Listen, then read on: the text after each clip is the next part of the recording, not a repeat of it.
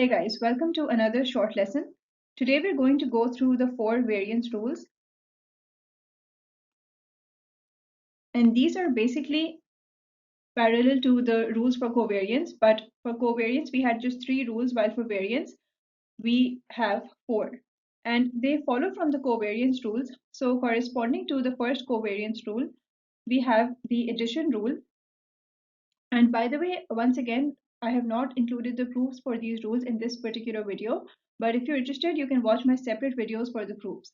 Okay, so the first rule is that if you have a random variable y, which is equal to, let's say, v plus w, then in this case, the variance of y is going to equal the variance of v plus the variance of w plus 2 times the covariance of v with w.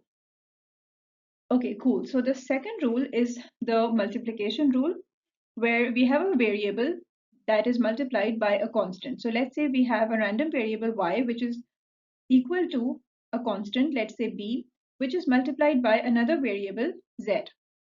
So in this situation, the variance of y is going to be equal to b squared times the variance of z. Okay, cool. The third variance rule states that if you have the special case where y is equal to b, that is, y is equal to a constant, then the variance of y is obviously going to equal 0.